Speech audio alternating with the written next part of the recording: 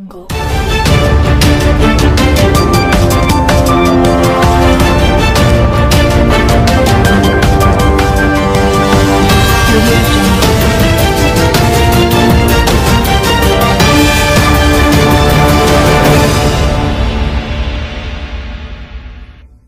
हाय दर्शक बंधु शुभ संध्या मु स्वागत करछि बीएम क्रिएशन यूट्यूब चैनल को। तो आज होछि 9 डिसेंबर 2024 सोमवार। एबे आंचलिक पाणीपाग विज्ञान केन्द्र पक्षर एक बड़ खबर सामना को आसी। वर्तमान जहाँ सूचना मिलुछि आज 6 जिल्लार वर्षा 12 रु प्रबल वर्षा। सूचना अनुसार दक्षिण पूर्व बंगोपसागर पुणी एक लघुचाप सृष्टि होइछि। यार 12 तारिख सुधा तामिलनाडु उपकूल पहुंचब। यार प्रभाव 12 तारिख राज्य में वर्षा आरंभ होब। अन्यपटे वर्तमान राज्य में विशेष शीत अनुभूत होउनथिबा बेले पश्चिमांचल प्रभाव राज्य में कोहला पाग रही।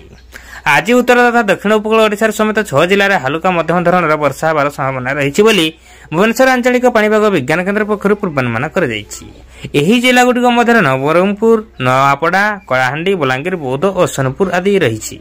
सेहीभଳି सुंदरगढ़, झारसुगुड़ा, केन्दुझर, मयूरभंज, सम्बलपुर, देवगढ़, अनुगुल, ढेंकानाल, नयागढ़, कटक और खोर्धा आदि 11 जिले में कोहला पाग सांगक वर्षा हो पारे।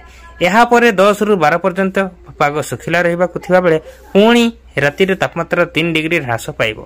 यह सहित कुहुड़ीर स्तरण देखा मिल। रविवार गंजाम, कोरापुट, कलाहांडी और कंधमाल जिले कुहुड़ी दृश्यमान हेब नहीं पाणीपाग विज्ञान संजीव द्विवेदी सूचना देइछंती। यह थिला आज मुख्य खबर। तेणुक भिडियो को भिडियो जदि भल लगी भिडियो को लाइक करंतु, चैनल पे जे नुआ थे सब्सक्राइब करंतु, और पाखे बेल आइकन टच करी ऑल पर क्लिक करंतु एवं सांग मानक सहित बहु मात्रा शेयर करंतु, जहाँ फल कि जेबे भी जेकोसी लेटेस्ट सूचना आपण माने हम चैनल माध्यम रे सर्वप्रथम पाई परिबे। Bureau report BM creation.